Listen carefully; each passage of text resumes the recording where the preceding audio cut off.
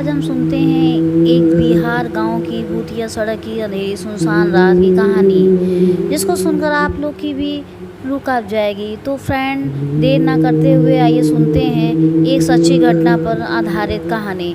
दोस्तों, कहानी सुनने से पहले आप लोग मेरे चैनल पर नए हैं तो प्लीज़ मेरे चैनल को सब्सक्राइब और लाइक ज़रूर कर दें। तो चलिए फ्रेंड, सुनते हैं। बिहार के एक छोटे से गांव में एक सड़क थी जिसे लोग भूतिया सड़क के नाम से जानते थे। यह सड़क घने जंगलों के बीच से होकर गुजरती थी और गांव के लोग रात के समय इस सड़क से गुजरने से कतराते थे। कहा जाता था कि यह रात के समय कुछ अनजानी शक्तियों का वास था। रात के समय इस सड़क से गुजरने वाले लोग कहते थे कि उन्होंने इस सड़क पर अजीबोगरीब आवाज़ें सुनी हैं और कई बार तो उन्हें अजीबोगरीब परछाई भी दिखाई दी। गांव के बुजुर्गों का कहना था कि इस सड़क पर कई साल पहले एक भयानक हादसा हुआ था जिसमें कई लोगों की मौत हो गई थी। उसके बाद से ही ये सड़क भूतिया सड़क के नाम से मशहूर हो गई। एक बार गांव के एक युवक जिसका नाम रवि था, रवि ने तय किया कि वह इस सड़क पर रात के समय जाकर देखेगा कि इस सड़क पर क्या सच है और क्या झूठ, तो कुछ भूतिया है या यह सिर्फ एक अफवाह है।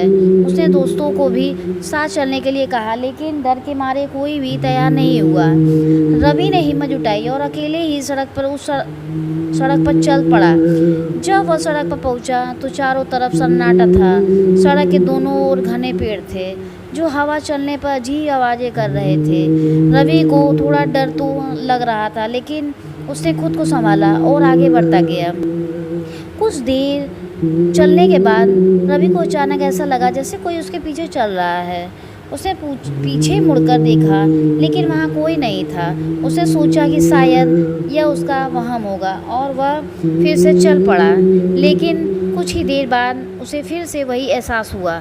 इस बार उसने धीरे धीरे चलना शुरू किया और ध्यान से सुनने की कोशिश की। उसे साफ सुनाई दिया कि कोई उसके कदमों के साथ कदम मिलाकर चल रहा है।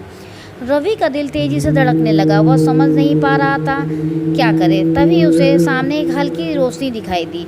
वह डरते डरते उस रोशनी की ओर बढ़ा। जब वह करीब पहुंचा तो उसने देखा कि एक पुरानी टूटी फूटी टायर जगह पड़ी थी और उसके पास एक सफ़ेद साड़ी में लिपटी महिला खड़ी थी।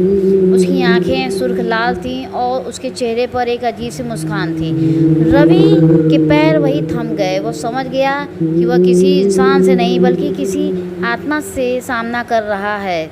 वह डर के मारे चीखने ही वाला था कि वह महिला अचानक से गायब हो गई। रवि ने बिना देरी किए वहां से दौड़ लगा दी और बिना पीछे देखे गांव की ओर भागा। गांव पहुंचते ही रवि ने यह घटना गांव के बुजुर्गों को बताई। उन्होंने कहा कि वह महिला उसी हादसे में मारी गई और उसकी आत्मा अब भी उस सड़क पर भटक रही है। तभी से रवि ने कभी भी उस भूतिया सड़क पर जाने की हिम्मत